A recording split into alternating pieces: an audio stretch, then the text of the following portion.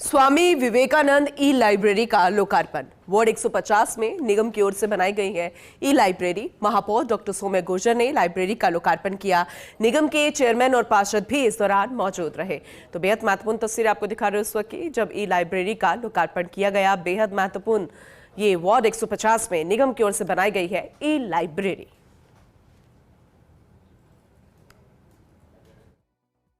ये सौगात है, ये शहर को देकर हम जा रहे हैं और जब जा रहे हैं तो फिर नगर निगम प्रशासन की जिम्मेदारी बनती है कि इतनी अच्छी सौगात जो हमने जयपुर वासियों के लिए दी है उसको सुचारू रूप से उसको संचालित करें।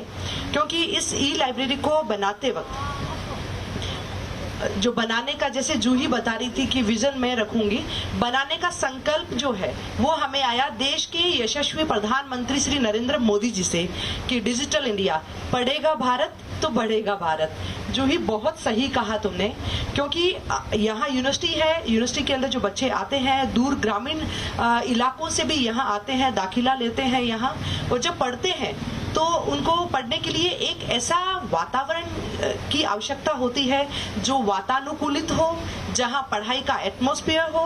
साथ में क्योंकि अब हम लोग डिजिटल पे शिफ्ट हो गए हैं और हम कागज और ये पेड़ों को काटना, इन सबको हमें बंद करना पड़ेगा।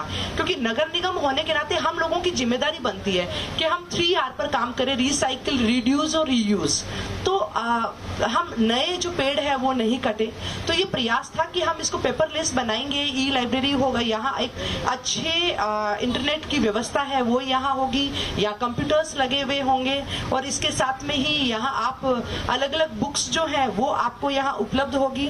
राष्ट्रीय डिजिटल पुस्तकालय भारत है उसका एक्सेस है वो यहाँ से हम कर पाएंगे, और भी जो गूगल पे बुक्स अवेलेबल है वो हम यहाँ कर पाएंगे। और जितने भी प्रमुख जो अखबार है, मैगजीन है, जो विद्यार्थियों को प्रतियोगी परीक्षा के लिए जो काम आती है, उन सबका भी जो सब्सक्रिप्शन है वो भी हम यहाँ लेंगे, ताकि वो भी निःशुल्क यहाँ उपलब्ध हो। यहाँ विद्यार्थी आएंगे, जो भी अखबार और मैगजीन पढ़ना चाहेंगे उस पर जाएंगे और जाकर सीधा पढ़ पाएंगे।